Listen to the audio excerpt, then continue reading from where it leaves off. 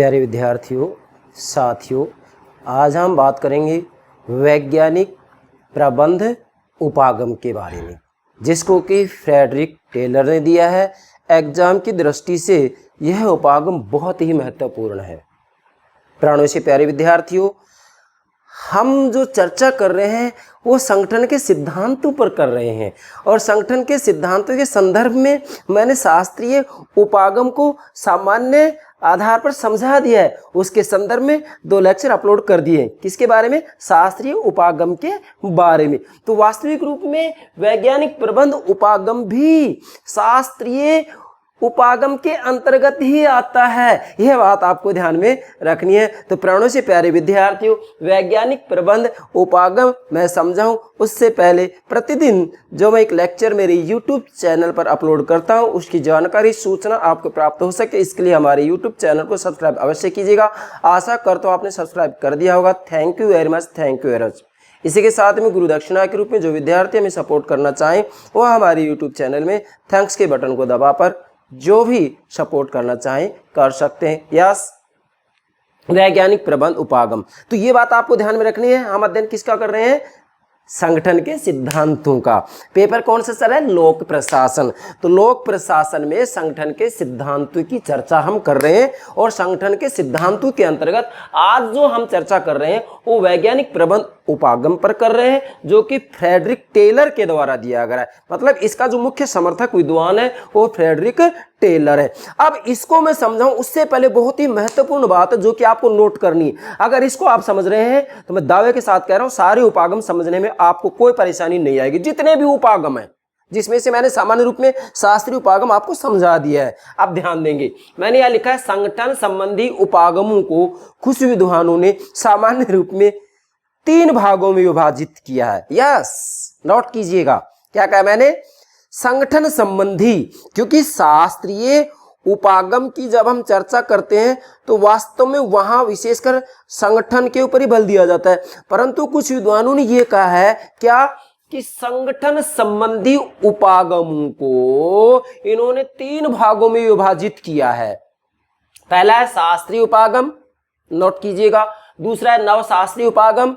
तीसरा है आधुनिक उपागम, जिसमें हम जो चर्चा चला रहे हैं अभी किसकी चला रहे हैं? शास्त्रीय उपागम की। शास्त्रीय उपागम के बारे में सामान्य जानकारी मैंने 2 लेक्चरों के माध्यम से दे दी है, आप प्लेलिस्ट में देखिएगा। अब उसी ही शास्त्रीय उपागम में ही, अर्थात शास्त्रीय उपागम को आप तब तक नहीं समझ सकते जब तक कि शास्त्रीय उपागम के अंतर्गत ही वैज्ञानिक प्रबंध मॉडल और नौकरशाही मॉडल को नहीं समझेंगे। क्यों? क्योंकि शास्त्रीय उपागम में ही ये दोनों मॉडल आते हैं। कौन कौन से? वैज्ञानिक प्रबंध मॉडल या वैज्ञानिक प्रबंध उपागम, और नौकरशाही मॉडल या नौकरशाही उपागम। ये दोनों ही किस में आते हैं? शास्त्रीय उपागम में आते हैं। एग्जाम में पूछ लिया जाता है और विद्यार्थी अक्सर गलती करते हैं। मेरे प्राणों से प्यारे विद्यार्थियों, गलती नहीं होनी चाहिए। फिर से दोहरा रहा हूं, संगठन संबंधी उपागमों को कुछ विद्वानों ने 3 भागों में विभाजित किया है। शास्त्रीय उपागम, नवशास्त्रीय उपागम, आधुनिक उपागम। जिसमें आज हम जो चर्चा कर रहे हैं वह शास्त्रीय उपागम की कर रहे हैं। फिर कह रहा हूं शास्त्रीय उपागम के बारे में सामान्य जानकारी मैंने 2 लेक्चर के माध्यम से दे दी है, प्लेलिस्ट में देखिएगा। अब चूंकि जो वैज्ञानिक प्रबंध मॉडल है इसको हमें समझना है, तो वैज्ञानिक प्रबंध मॉडल या वैज्ञानिक प्रबंध उपागम भी शास्त्रीय उपागम में आता है, और नौकरशाही मॉडल या नौकरशाही उपागम भी शास्त्रीय उपागम में आता है। अब वैज्ञानिक प्रबंध मॉडल या उपागम को देने वाला जो सबसे महत्वपूर्ण विद्वान है वो कौन है? Frederick Taylor. जैसे मैंने यहाँ नोट किया है, मैं दावे से कहता हूं आप केवल इसी को समझ जाइएगा, ये सारी बातें क्लियर है, कोई दिक्कत ही नहीं है आपको। लेकिन एक एक बात महत्वपूर्ण है, सब बातें मैंने नोट कर दी है। चाहे आप यूपीएससी की तैयारी कर रहे हैं, यूजीसी नेट की तैयारी कर रहे हैं, कॉलेज लेक्चर, स्कूल लेक्चर, किसी की भी राजनीति विज्ञान विषय के संदर्भ में आप कोई भी प्रतियोगिता परीक्षा की तैयारी कर रहे हो, मैं दावे के साथ कह रहा हूं अगर वैज्ञानिक प्रबंध उपागम के बारे में कोई प्रश्न पूछा जाता है तो इससे बाहर कोई प्रश्न नहीं बनता। यस, मैं औपचारिकता नहीं निभा रहा हूं, मैं मेरे प्राणों से प्यारे विद्यार्थियों को वाकई राजनीति विज्ञान को गहराई से समझाना चाहता हूं, जिसमें हमारा जो पेपर चल रहा है अभी वो लोक प्रशासन का चल रहा है। यस, अब ये शास्त्रीय उपागम में आ गए दोनों, तो इसमें वैज्ञानिक प्रबंध मॉडल को देने वाले कौन है? Frederick Taylor. और नौकरशाही मॉडल या नौकरशाही उपागम को देने वाले कौन है? वेबर। कौन है? वेबर। नोट कीजिएगा। अब आज हम केवल वैज्ञानिक प्रबंध उपागम की चर्चा कर रहे हैं और अगला जो लेक्चर होगा वो नौकरशाही उपागम के बारे में होगा, जिसको देने वाले कौन है? वेबर। फिर मैंने यहाँ 3 का संकेत किया है। इसका मतलब क्या है कि शास्त्रीय उपागम को देने वाले 3 विद्वान और हैं जो कि स्पेशली शास्त्रीय उपागम देते हैं, जिन्होंने विशेषकर शास्त्रीय उपागम को सामान्य रूप में समझा है। और वो 3 विद्वान कौन कौन है? नाम नोट कीजिएगा। बाकी मैंने शास्त्रीय उपागम के अंतर्गत ये सारी बातें समझा दी पिछले 2 लेक्चर में। वो विद्वान 3 कौन कौन से हैं? हेनरी फेयोल, उर्विक, लूथर गुलिक। ये 3 का संकेत ये है। मतलब शास्त्रीय उपागम के संदर्भ में ये 3 विद्वान और हैं। कौन कौन से? हेनरी फेयोल, लूथर गुलिक और उर्विक। इसका मतलब शास्त्रीय उपागम को देने वाले विद्वान कौन कौन गए? हेनरी फेयोल, लूथर गुलिक, यस, हेनरी फेयोल, लूथर गुलिक, उर्विक और फ्रेडरिक टेलर और वेबर। ये सब शास्त्रीय उपागम से संबंधित विद्वान हो गए। लेकिन विशेषकर फ्रेडरिक टेलर केवल वैज्ञानिक प्रबंध उपागम देते हैं और वेबर नौकरशाही मॉडल देते हैं। फिर से कह रहा हूं, फ्रेडरिक टेलर वैज्ञानिक प्रबंध उपागम देते हैं और वेबर नौकरशाही उपागम या मॉडल देते हैं। और 3 का मतलब 3 विद्वान और हो गए जो कि शास्त्रीय उपागम के मुख्य समर्थक विद्वान हैं। फिर से दोहरा रहा हूं, हेनरी फेयोल, लूथर गुलिक और उर्विक। वही लूथर गुलिक जिन्होंने पोस्ट कॉर्प दृष्टिकोण दिया था। पोस्ट कॉर्प दृष्टिकोण मैंने अपलोड कर दिया है, आप प्ले लिस्ट में देख सकते हैं। यस, यहां तक क्लियर हो गया। अब देखिएगा, अब आगे मैंने लिखा है यहां क्या कि देखो इधर ये जो शास्त्रीय उपागम में संकेत, इसका मतलब ये है कि ये दोनों जो उपागम है ना वो शास्त्रीय उपागम में आ रहे हैं। तो अभी हम संगठन के सिद्धांतों के संदर्भ में शास्त्रीय उपागम की ही चर्चा कर रहे हैं वैसे देखें तो, जिसमें शास्त्रीय उपागम में दोनों मॉडल आते हैं और दोनों मॉडल में पहला मॉडल आज हम ले रहे हैं। ठीक है भाई। फिर आगे मैंने यहां लिखा है कुशलता तथा मितव्ययिता पर जोर। ये निष्कर्ष है इसका मतलब फ्रेडरिक टेलर ने औद्योगिक क्षेत्रों के अंतर्गत जो अनुसंधान किया उसमें मुख्य जोर जो दिया था वो किस पर दिया था? कार्य कुशलता तथा मितव्ययिता। मतलब कम से कम खर्चे में श्रमिकों के द्वारा अधिक से अधिक कार्य किया जाए। कम से कम खर्चे में अधिक से अधिक कार्य श्रमिकों के द्वारा किया जाए। तो फ्रेडरिक टेलर वैज्ञानिक प्रबंध उपागम के अंतर्गत मुख्य जो जोर दे रहे हैं वो कार्य कुशलता तथा मितव्ययिता पर दे रहे हैं। नोट कीजिएगा, यूं का यूं ये डायग्राम आप तैयार कीजिएगा। वैज्ञानिक प्रबंध उपागम को समझने में आपको दिक्कत नहीं आएगी। अब आगे बढ़ते हैं। अब ध्यान दें, 19वीं 20वीं शताब्दी की महान क्रांतियों में प्रबंध क्रांति भी एक महत्वपूर्ण क्रांति है। नोट कीजिएगा, दुनिया भर की क्रांतियां हुई हैं। क्रांति का सामान्य भावार्थ लेंगे आप परिवर्तन से। ठीक है। तो 19वीं 20वीं शताब्दी की महान क्रांति में प्रबंध क्रांति भी एक महत्वपूर्ण क्रांति है, जिसको देने वाले कौन है? Frederick Taylor. यस, नोट करें। आप ध्यान देंगे, इसका प्रारंभ या श्री गणेश या समारंभ शुभारंभ कहां हुआ है? संयुक्त राज्य अमेरिका में। एग्जाम में पूछा जा सकता है। इसके बाद में इसने अर्थात वैज्ञानिक प्रबंध उपागम ने इसने प्रत्यक्षवादी भावना के अनुसार वैज्ञानिक परिप्रेक्ष्य एवं पद्धतियों को औद्योगिक प्रबंध एवं लोक प्रशासन के क्षेत्रों तक विस्तृत किया। बहुत महत्वपूर्ण बात है। मतलब वास्तविक रूप में वैज्ञानिक प्रबंध उपागम ने या फ्रेडरिक टेलर ने प्रत्यक्षवादी भावना के अनुसार, प्रत्यक्षवादी भावना के अंतर्गत वास्तविक रूप में तथ्यों के ऊपर बल दिया जाता है। किसके ऊपर बल दिया जाता है? तथ्यों के ऊपर बल दिया जाता है। फिर से कह रहा हूं, किस पर बल दिया जाता है? तथ्यों पर बल दिया जाता है। जैसे अगस्त काम्टे हैं जो कि एक समाजशास्त्री भी हैं, वो प्रत्यक्षवादी हैं, प्रत्यक्षवाद के ही समर्थक हैं। तो प्रत्यक्षवाद के अंतर्गत क्या होता है? तथ्यों के ऊपर बल दिया जाता है। तो यहां पर भी प्रत्यक्षवादी भावना के अनुसार वैज्ञानिक परिप्रेक्ष्य, क्योंकि अगर तथ्यों के ऊपर बल दिया जा रहा है तो डेफिनेटली वैज्ञानिक पद्धति का प्रयोग किया जाएगा। अगर मूल्यों पर बल दिया जाएगा तो दार्शनिक पद्धति का प्रयोग किया जाएगा। इजीली सी बात है। तो वैज्ञानिक परिप्रेक्ष्य एवं पद्धतियों को औद्योगिक प्रबंध, ध्यान देंगे, इनका जो मुख्य फोकस है, केंद्र बिंदु है, वो औद्योगिक प्रबंध है। औद्योगिक प्रबंध। इसके बाद में इसको लोक प्रशासन और अन्य सरकारी और सैनिक संगठनों में अपनाया गया था। लेकिन वाकई वास्तविक रूप में औद्योगिक प्रबंध के बारे में इसने लिखा है। तो औद्योगिक प्रबंध एवं लोक प्रशासन के क्षेत्रों तक व्यापक किया। अगली बात, काम्टे जो कि प्रत्यक्षवाद के मुख्य समर्थक हैं काम्टे की तरह टेलर। आप नोट कीजिएगा यहाँ आगस्ट काम्टे, जो कि वास्तविक रूप में एक समाजशास्त्री भी हैं, ठीक है, भूगोल के अंतर्गत भूगोलवेत्ता भी हैं, राजनीति विज्ञान में भी अलग से एक विचारक है, राजनीतिक विचारक भी हैं। तो वास्तविक रूप में आगस्ट काम्टे की तरह फ्रेडरिक टेलर प्रबंध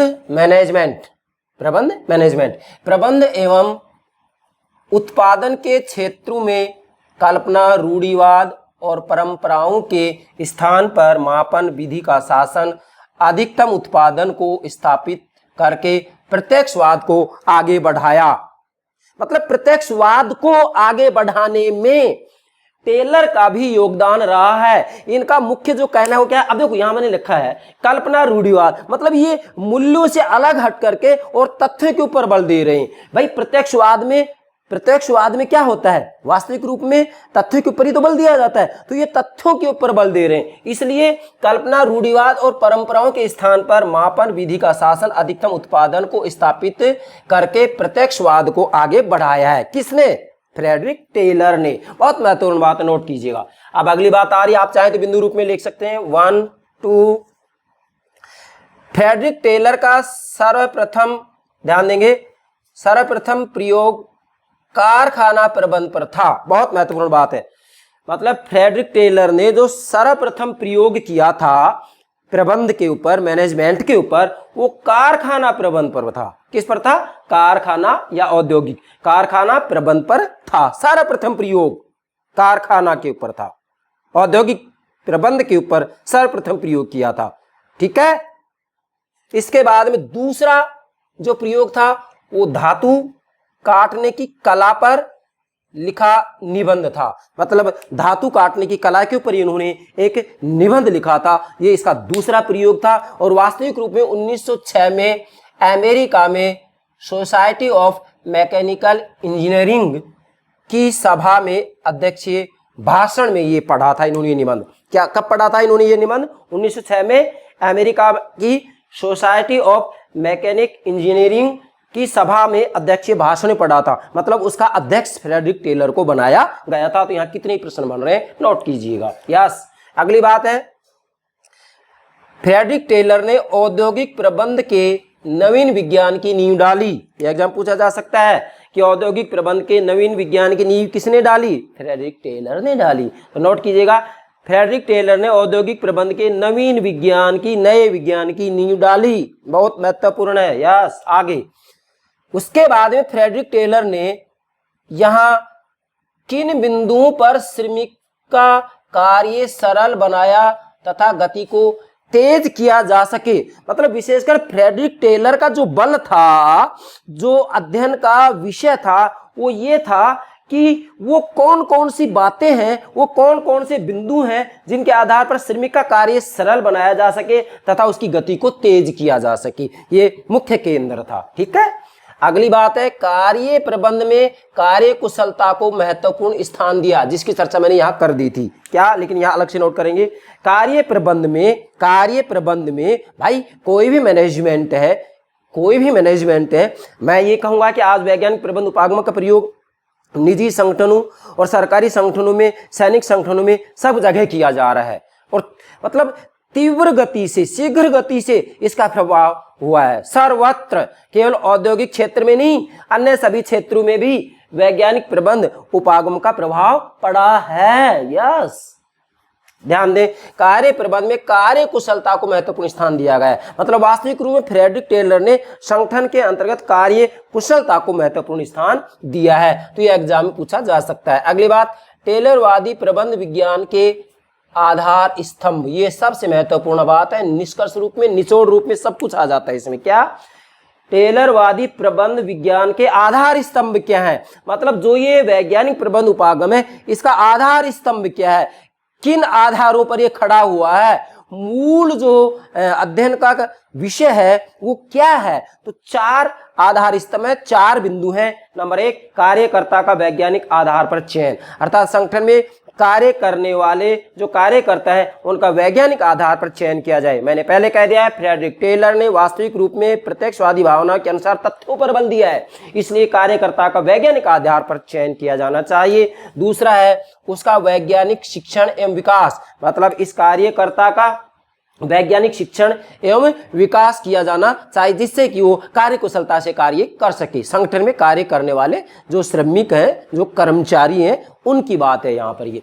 तीसरा है एक सच्चे प्रबंध एवं कार्य विज्ञान का विकास। ध्यान दीजिएगा, एक सच्चे प्रबंध, प्रबंध मतलब मैनेजमेंट, एक सच्चे प्रबंध एवं कार्य मतलब टास्क, एक सच्चे प्रबंध एवं कार्य विज्ञान का विकास, मतलब वास्तविक रूप में फ्रेडरिक टेलर विशेषकर एक सच्चे प्रबंध मैनेजमेंट एवं कार्य विज्ञान का विकास करना चाहते थे। मतलब मैनेजमेंट प्रबंध इस तरीके का हो जिसके अंतर्गत वास्तविक रूप में अच्छे से अच्छे रूप में कार्य किया जाए, मतलब कार्य कुशलता पर बल दिया और मितव्ययिता पर बल दिया। चौथा है प्रबंध एवं श्रमिक के बीच मैत्रीपूर्ण सहयोग। फ्रेडरिक टेलर ने वास्तविक रूप में संगठन के अंतर्गत जो प्रबंध होता है, जो मैनेजमेंट होता है, मैनेजमेंट एवं श्रमिक के बीच मैत्रीपूर्ण सहयोग हो, इस बात के ऊपर भी बल दिया था। यस, नोट कीजिएगा, ये 4 आधार स्तंभ हो गए। अब इससे बाहर क्या प्रश्न बनेगा, आगे बढ़ते हैं हम। यस, यहाँ तक समझ में आ गया मेरे प्राणों से प्यारे विद्यार्थियों। देखो, हम फिर कह रहे हैं, हम औपचारिकता नहीं निभा रहे हैं, हम आपको वाकई लोक प्रशासन है क्या, हम ये समझा रहे हैं आपको। अब ध्यान दें, अगली बात है, ये 4 आधार स्तंभ हो गए clear, no tension. Yes, sorry. Frederick Taylor के अनुसार सार रूप में वैज्ञानिक प्रबंधवाद एक पूर्ण मानसिक क्रांति, बहुत महत्वपूर्ण बात है ये, नोट करेंगे। फ्रेडरिक टेलर के अनुसार सार रूप में, निचोड़ रूप में, निष्कर्ष रूप में वैज्ञानिक प्रबंधवाद, मतलब वैज्ञानिक प्रबंध उपागम, वैज्ञानिक प्रबंधवाद एक पूर्ण मानसिक क्रांति है। अर्थात वास्तविक रूप में यह एक पूर्ण मानसिक क्रांति है। ये इसका सार है, निष्कर्ष है, निचोड़ है कि किस रूप में श्रमिकों से अच्छे रूप में कार्य कराया जा सके, ऐसी क्या व्यवस्था की जाए, इस बात के ऊपर इन्होंने बल दिया था। इसलिए एक पूर्ण मानसिक क्रांति है ये सार रूप में, ये एग्जाम पूछा जा सकता है। अगला है फ्रेडरिक टेलर के वैज्ञानिक प्रबंध का दर्शन ये है। अब ध्यान दें, यहाँ ये भी क्वेश्चन बन रहा है। फ्रेडरिक टेलर के वैज्ञानिक प्रबंध का दर्शन ये है, मतलब इस उपागम का दर्शन, प्रबंध का दर्शन ये है कि नियुक्तिकर्ता संगठन में जो नियुक्ति की जाती है, जो कार्यकर्ता होते हैं उनकी जो नियुक्ति की जाती है, जिसके द्वारा नियुक्ति की जाती है, नियुक्ति करने वाला, नियुक्तिकर्ता कामगारों, श्रमिक, कामगारों तथा उपभोक्ताओं, वस्तुओं का उपभोग करने वाले उपभोक्ताओं के हितों में कोई अंतर्विरोध या अंतर्निहित टकराव नहीं हो। अब ध्यान दें, इसको नोट कीजिएगा।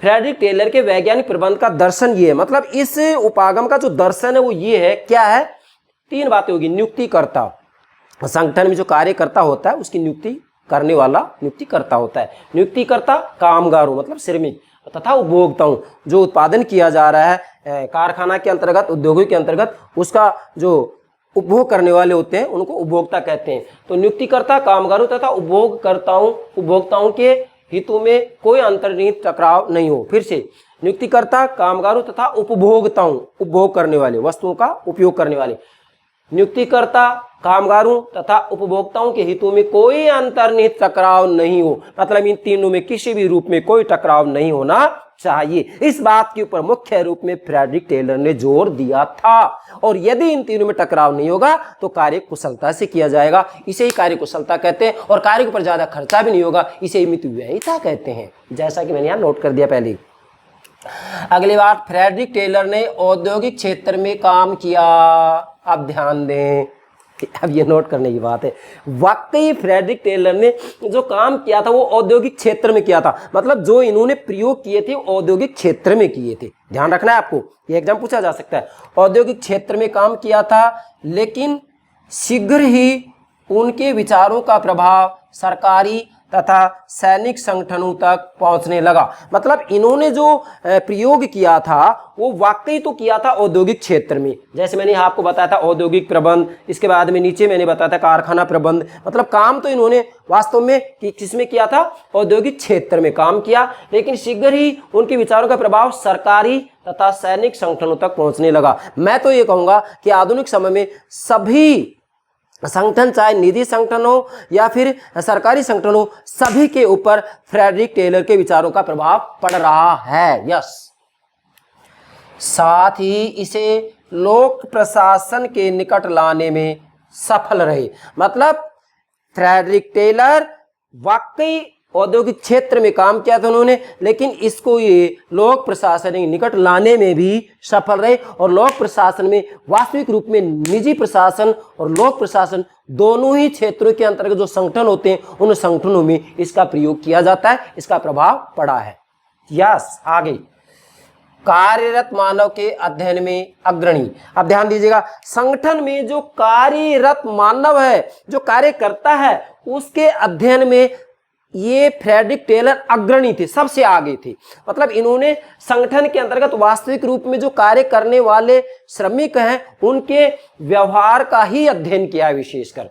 आगे अगली बात, वैज्ञानिक प्रबंध दृष्टिकोण की आलोचना। अब इसकी जो ये वैज्ञानिक प्रबंध उपागम है, फ्रेडरिक टेलर ने ये कहा है कि भाई कार्य कुशलता तथा मितव्ययिता पर बल दिया है। औद्योगिक प्रबंध में इन्होंने काम किया है। इनका मुख्य जो फोकस है वो ये है कि भाई एक सच्चे प्रबंध एवं कार्य विज्ञान का विकास किया जा सके और प्रबंध एवं श्रमिकों के बीच में महत्वपूर्ण सहयोग हो। ये इनका मुख्य केंद्र बिंदु है अध्ययन का। परंतु अब इसमें चूंकि केवल फ्रेडरिक टेलर का ये जो वैज्ञानिक प्रबंध उपागम यही नहीं, चाहे दुनिया में कोई भी उपागम क्यों ना हो, कोई भी सिद्धांत क्यों ना हो, कोई भी विचारक क्यों ना हो, कोई भी अवधारणा क्यों ना हो, सर्वगुण संपन्न कोई भी नहीं होती है, सब में कोई न कोई कमियां होती हैं। तो ठीक इसी प्रकार से फ्रेडरिक टेलर के द्वारा जो वैज्ञानिक प्रबंध उपागम दिया गया है, इसके अंतर्गत भी कुछ कमियां हैं, कुछ सीमाएं, कुछ त्रुटियां हैं, कुछ आलोचनाएं। यस, वैज्ञानिक प्रबंध दृष्टिकोण की आलोचना, इसे आप उपागम भी कह सकते हैं और दृष्टिकोण भी कह सकते हैं, देखने का नजरिया।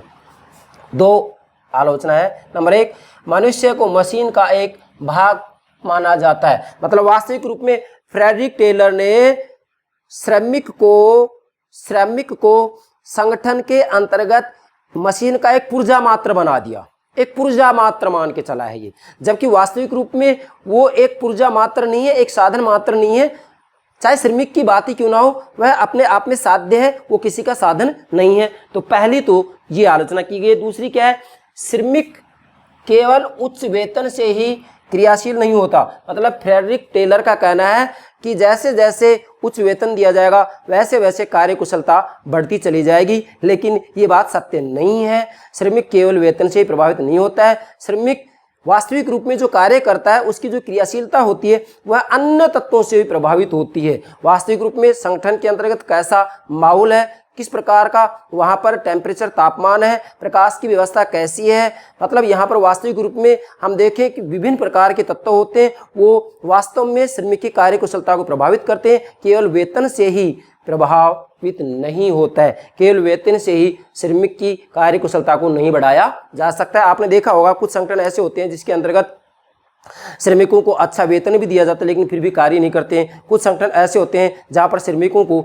इतना वेतन भी नहीं दिया जाता, उसके बावजूद भी वो कार्य करते थे। इसका मतलब विभिन्न प्रकार के तत्वों से प्रभावित होता है। तो आप नोट करेंगे, श्रमिक केवल उच्च वेतन से ही क्रियाशील नहीं होता, मानव प्रेरणा को गलत समझना है। मतलब यहाँ मानव की प्रेरणा या मानव को प्रेरित करने वाला तत्व वेतन को मान रहे हैं फ्रेडरिक टेलर, जबकि गलत है। मानव की प्रेरणा का स्रोत केवल वेतन, केवल धन ही नहीं होता है, केवल संपत्ति नहीं होती, अन्य तत्व भी होते हैं। इसी के साथ में क्रियाशील बनाने का सरलीकरण, अर्थात फ्रेडरिक टेलर ने एक श्रमिक को क्रियाशील बनाने का महत्वपूर्ण जो साधन माना है वह उच्च वेतन को माना है। इस आधार पर कहा जा सकता है कि इन्होंने वास्तविक रूप में श्रमिक को क्रियाशील बनाने का सरलीकरण किया है, अर्थात ये कह दिया है कि श्रमिक को उच्च वेतन दिया जाए तो ठीक से काम करने लग जाएगा। तो ये वास्तव में क्रियाशील बनाने का एक सरलीकरण है। मतलब श्रमिक को क्रियाशील बनाने का बिल्कुल सरलीकरण कर दिया गया है कि उच्च वेतन जैसे जैसे दिया जाएगा वैसे वैसे